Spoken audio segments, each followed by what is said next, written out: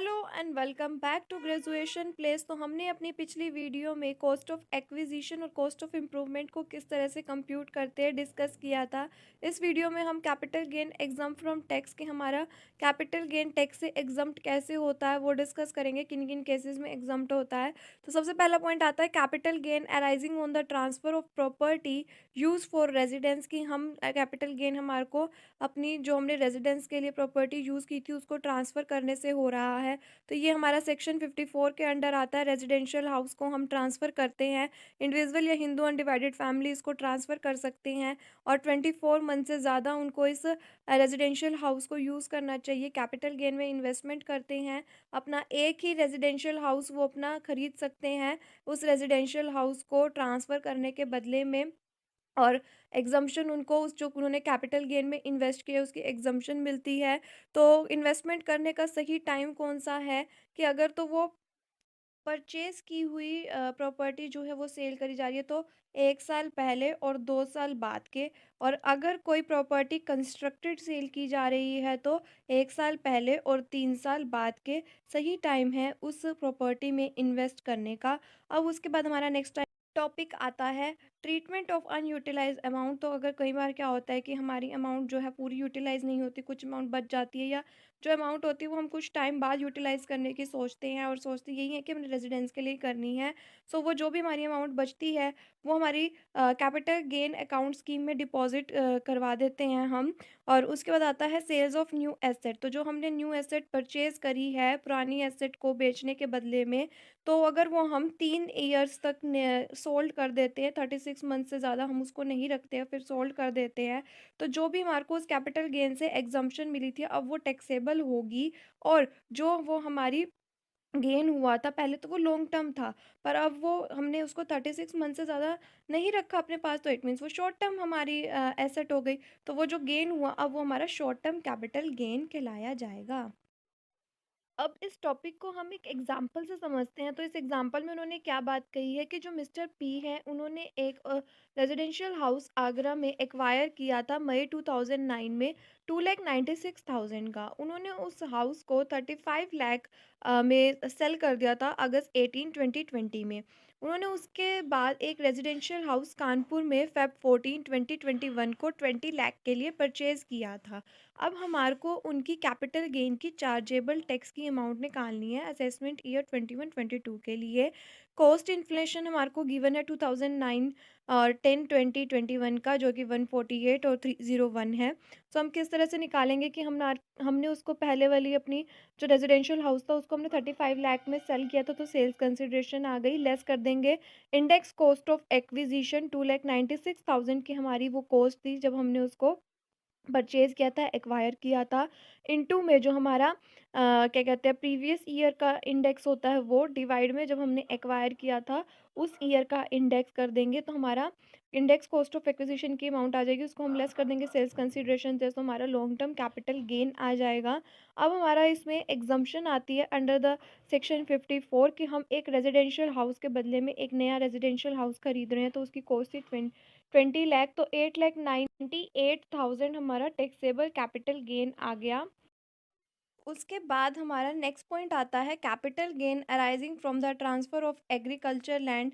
अब वहाँ पर जब हमने रेजिडेंशियल हाउस पढ़ा था अब यहाँ पर एग्रीकल्चर लैंड आ जाता है, तो ये सेक्शन 54B के अंडर आता है। हम अपनी एग्रीकल्चर लैंड को ट्रांसफ़र करते हैं, इंडिविजुअल या हिंदू अनडिवाइडेड फैमिली इसको ट्रांसफ़र कर सकती है, वो या फिर उनके पेरेंट्स या फिर जो भी हिंदू अनडिवाइडेड फैमिली है वो इसको 24 मंथ से ज़्यादा यूज़ करी होनी चाहिए उनकी वो एग्रीकल्चर लैंड। अगर वो इन्वेस्टमेंट करते हैं तो वो हमारी कैपिटल गेन होगी। वो उस एग्रीकल्चर लैंड को ट्रांसफ़र करने के बदले में एक नया एग्रीकल्चर लैंड वो अपना एसेट बना सकते हैं, एक एग्रीकल्चर लैंड को खरीद सकते हैं। और जो भी उनकी एग्जम्पशन होगी वो भी उन्होंने जो भी कैपिटल गेन में इन्वेस्ट करा है वो उनकी एग्जम्पशन होगी। सही पीरियड कौन सा है इन्वेस्टमेंट का, तो with in 2 years after transfer, तो ट्रांसफ़र के 2 ईयर्स जो बाद के हैं वो उसका सही पीरियड है इन्वेस्टमेंट करने का। ट्रीटमेंट ऑफ अनयूटिलाइज्ड अमाउंट, तो जो भी हमारी अमाउंट बच जाएगी वो हम अपने कैपिटल गेन अकाउंट स्कीम में डिपॉज़िट करवा देंगे। सेल ऑफ न्यू एसेट, तो अगर कोई हम 3 ईयर्स जो हमने न्यू एसेट परचेज़ करी है वो हम 3 ईयर्स या 36 मंथ्स के अंदर-अंदर उसको सोल्ड कर देते हैं, तो वो हमारा जो कैपिटल गेन पर एग्ज़म्पशन मिला है वो टैक्सेबल हो जाएगा।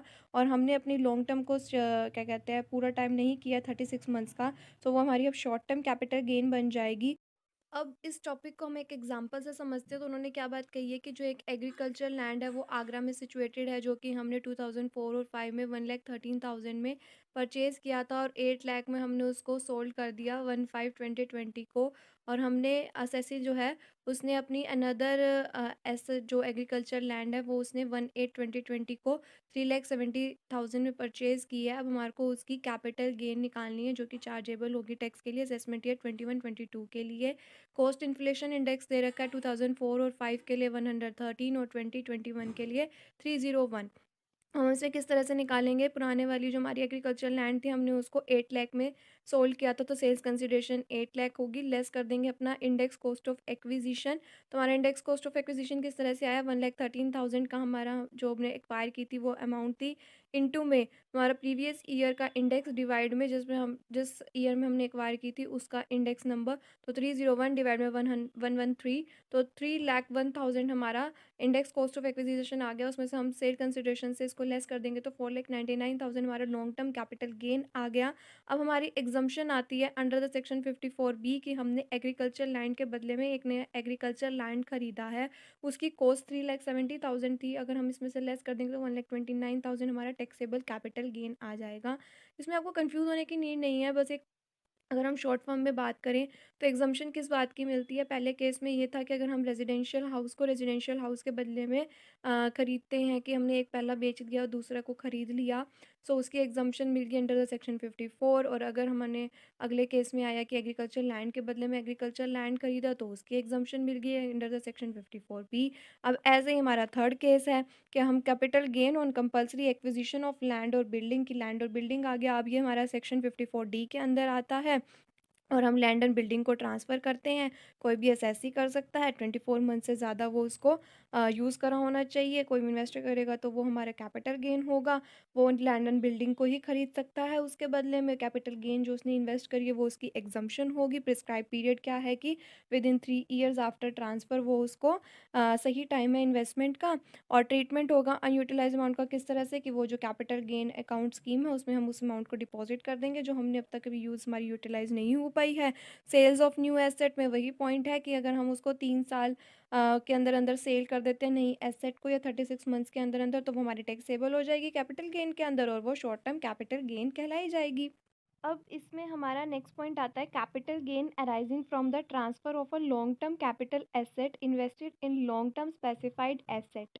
सो ये हमारा सेक्शन 54EC के अंडर आता है। लॉन्ग टर्म कैपिटल एसेट को हम ट्रांसफ़र करते हैं, कोई भी एसएससी ट्रांसफ़र कर सकता है। लॉन्ग टर्म कैपिटल एसेट का जो टाइम पीरियड होता है 36 मंथ से एक्सीड इनको ये यूज़ करना चाहिए। एसेट को कैपिटल गेन में इन्वेस्टमेंट होती है और हम इसको transfer long term capital asset को ट्रांसफ़र करने के बदले में एनएचए के बॉन्ड्स, जो इंडिया के एनएचए के बॉन्ड्स हैं वो ले सकते हैं, या कोई भी रूरल इलेक्ट्रिशियन कॉरपोरेशन लिमिटेड या फिर पीएफसी लिमिटेड है, इसके हम परचेज़ कर सकते हैं। और इसकी एग्जम्पशन क्या होगी कि जो भी हमारी कैपिटल गेन में हमने अमाउंट इन्वेस्ट करी है उसमें हमारा 50 लाख का मैक्सिमम एग्जम्पशन है। इससे ज़्यादा अगर हमने अमाउंट जो है अगर हमने इस अमाउंट के परचेज़ किया है तो वो हमारा टैक्सेबल होगा 50 लाख से ऊपर का। और सही टाइम प्रिस्क्राइब पीरियड कौन सा इन्वेस्टमेंट का, with in 6 months of transfer of original asset, transfer को हम ओरिजिनल एसेट को ट्रांसफ़र करते हैं उसके 6 मंथ्स का बेस्ट पीरियड है कि हम अपना जो न्यू एसेट में इन्वेस्ट कर रहे हैं वो सही टाइम है इसमें। उसके बाद आता है सेल्स ऑफ न्यू एसेट कि अब अगर हम न्यू एसेट को विद इन 3 ईयर्स क्या कहते हैं सेल कर देते हैं, तो जो भी हमारी एग्जम्प्टेड कैपिटल गेन थी वो हमारी लॉन्ग टर्म कैपिटल गेन मान ली जाएगी और टैक्सेबल होगी असेसी के लिए। उसके बाद हमारा नेक्स्ट टॉपिक आता है capital gain arising from the transfer of a long term capital asset invested in units of a specified fund. पहले स्पेसिफाइड एसेट थी, अब स्पेसिफाइड फंड है। तो क्या होगा कि हमारा सेक्शन 54 ई के अंडर आता है, लॉन्ग टर्म कैपिटल एसेट को हम ट्रांसफ़र करते हैं। कोई भी एसएससी कर सकता है। लॉन्ग टर्म कैपिटल एसेट का होल्डिंग पीरियड जो होता है एक्सीडिंग 35 मंथ्स, वो इसका होना चाहिए। कैपिटल गेन की इन्वेस्टमेंट कहलाई जाएगी। हम यूनिट्स ऑफ नोटिफाइड फंड में न्यू इन एसेट जो है उसमें इन्वेस्ट करते हैं इसको। एग्जम्पशन क्या होएगी, जो भी हमने कैपिटल गेन में इन्वेस्ट करी है अमाउंट, उसमें मैक्सिमम एग्जम्पशन हमारी 50 लाख तक की, अगर हम उससे ज़्यादा करते हैं तो वो टैक्सेबल होगा। प्रिस्क्राइब पीरियड क्या है हमारा इन्वेस्टमेंट का, with in 6 months of transfer of original asset. तो हाँ, अगर हम न्यू एसेट को सेल कर देते हैं तो अगर वो हम 3 ईयर्स के अंदर अंदर 36 मंथ्स के अंदर अंदर उसको सेल कर देते हैं, तो जो भी हमारी एग्जम्प्टेड कैपिटल गेन है वो हमारी लॉन्ग टर्म कैपिटल गेन कहलाई जाएगी, टैक्सेबल होगी एसएससी के लिए। उसके बाद हमारा नेक्स्ट पॉइंट आता है exemption from tax on long term capital gains on an investment of the consideration in A residential house. इस पॉइंट पे क्या होता है कि हम किसी भी एसेट के बदले में रेजिडेंशियल हाउस को परचेज करते हैं। तो अब इसमें क्या है कि ये सेक्शन हमारा 54F के अंडर आता है। हम किसी भी एसेट को, रेजिडेंशियल हाउस को छोड़कर किसी भी एसेट को हम ट्रांसफ़र कर सकते हैं। इंडिविजुअल या हिंदू अनडिवाइडेड फैमिली कोई भी इसको ट्रांसफ़र कर सकता है। लॉन्ग टर्म कैपिटल एसेट का होल्डिंग पीरियड होना चाहिए, इसका मतलब कि 36 मंथ से ज़्यादा का होना चाहिए। नेट कंसिडरेशन, जितनी भी हमारी इसमें एसेट्स होंगी उसकी जितनी भी नेट कंसिडरेशन आएगी वो हमारी इन्वेस्टमेंट कहलाई जाएगी। हम एक residential house in India new asset को परचेज कर सकते हैं। प्रोपोर्शनेट नेट कंसिडरेशन जो इन्वेस्टेड है वो हमारी एग्जम्पशन इसमें होगी। तो एग्जम्पशन किस तरह से होती है इसमें, कि जो भी हमारा कैपिटल गेन आया, जैसे कि हम सपोज करते हैं 2 या 3 एसेट्स को हमने ट्रांसफ़र कर दिया, तो उसका ट्रांसफ़र करने का जो भी हमारा कैपिटल गेन आया वो इनटू में जो हमारे न्यू हाउस की कॉस्ट है, डिवाइड में नेट सेल कंसिडरेशन की, जैसे कि 2 हमने एसेट्स को सेल किया है तो उसकी जो भी सेल कंसिडरेशन आई वो हम डिवाइड में नेट सेल कंसिडरेशन में वहाँ पर वो अमाउंट लिख देते हैं। इसका प्रिस्क्राइब पीरियड कैसे टाइम कौन सा है इन्वेस्टमेंट का, तो अगर प्रॉपर्टी परचेज वाली है तो 1 year before and 2 years after, और प्रॉपर्टी कंस्ट्रक्टेड वाली है तो 1 year before and 3 years after इसमें हो जाएगा।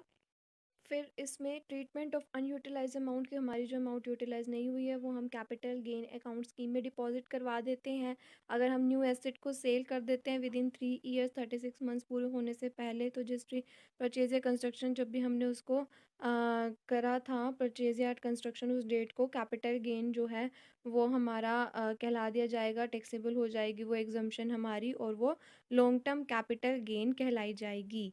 उसके बाद अब हम इसको एक एग्जांपल से समझते हैं इस टॉपिक को। सो इसके एग्जांपल में उन्होंने क्या बात कही है कि जो केशव है उसने फॉलोइंग पर्टिकुलर्स को सबमिट करवाया है उसकी एसेट्स को सेल करके 2021 में। सो ज्वेलरी, लैंड और सिल्वर थे उसके पास, उसने उसको सेल कर दिया। कॉस्ट ऑफ एक्विजिशन बता रखी है, ईयर ऑफ एक्विजिशन बता रखे हैं, और सेलिंग एक्सपेंसेस सिर्फ लैंड के केस में बता रखे हैं। उसके बाद उन्होंने बताया है कि इन सबको सेल करने के बाद उन्होंने केशव ने एक नया हाउस परचेज़ किया है 40 लाख का 1/1/2021 को। हमारे को अब उसकी टैक्सेबल कैपिटल गेन बतानी है। इंडेक्स हमारे को प्रोवाइड करवा रखा है 1 और 2 का 100, 4 और 5 का 113 एंड 7 8 का 129 एंड 21 22 का 301। तो अब इसके हिसाब से हम अपना क्वेश्चन करते हैं। सबसे पहले हम अपना ज्वेलरी का केस निकालते हैं। इसमें उन्होंने हमारे को बता रखा है कि उसने 14 लाख का सेल करा है, कोई भी सेलिंग एक्सपेंस नहीं है। जब उसने एक्वायर किया था तो उसका 2,58,000 कॉस्ट थी, और उसने 2007 और 8 में उसको एक्वायर किया था।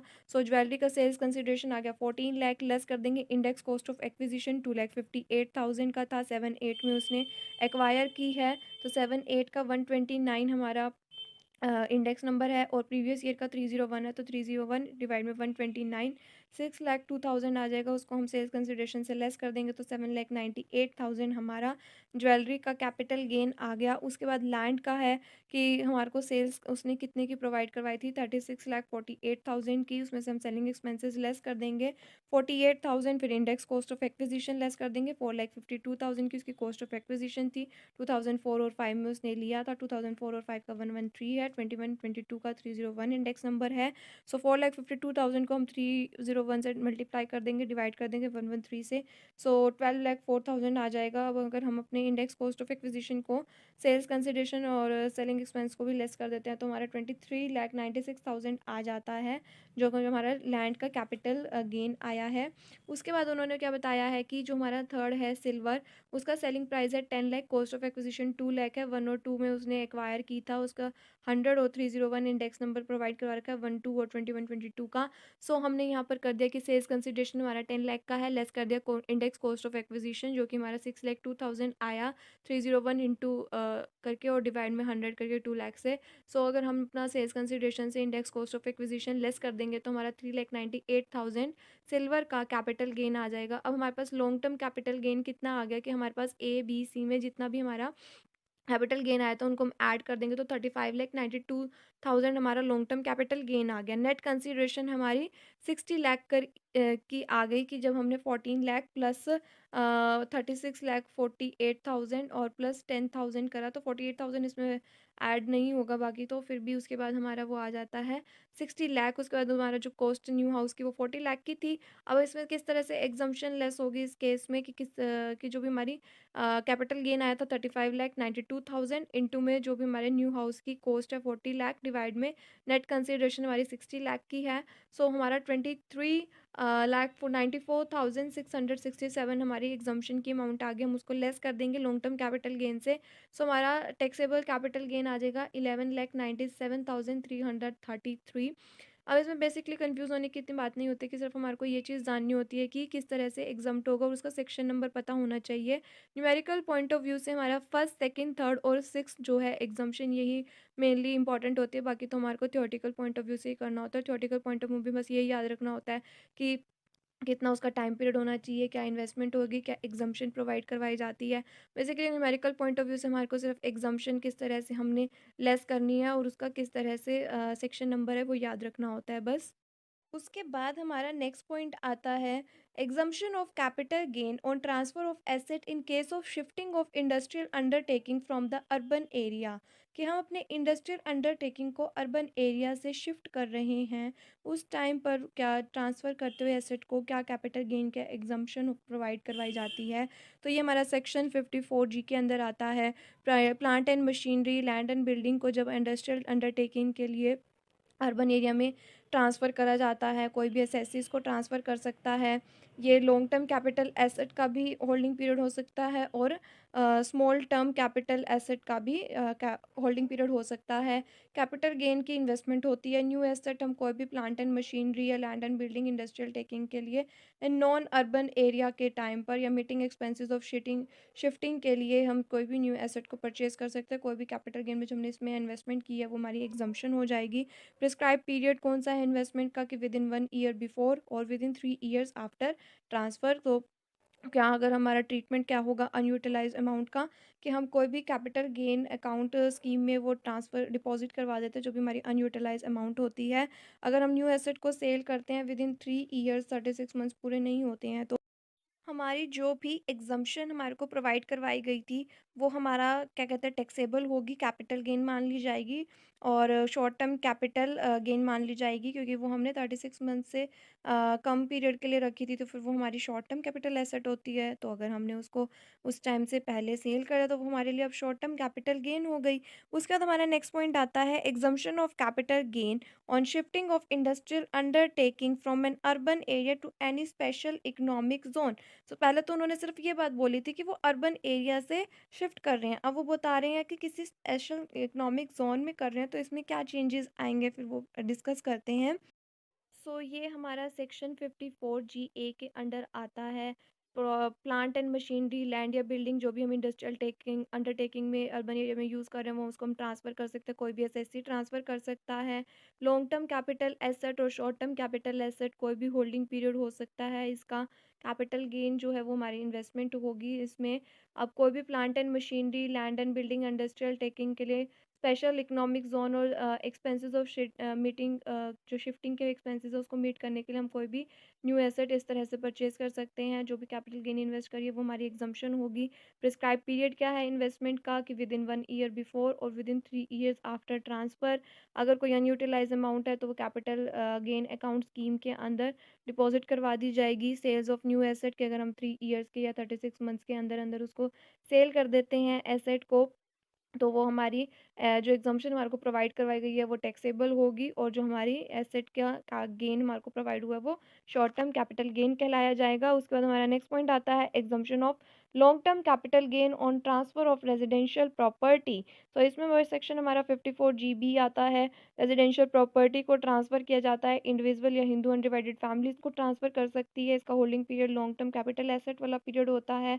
इसमें नेट कंसिडरेशन हमारी इन्वेस्टमेंट होती है। इक्विटी शेयर्स में हम न्यू एसेट परचेज कर सकते हैं, और जो भी हमारा प्रोपोर्शनेट नेट कंसिडरेशन इन्वेस्टेड है वो हमारी एग्जम्पशन आती है। प्रिस्क्राइब पीरियड इन्वेस्टमेंट का before due date of furnishing the return of income है।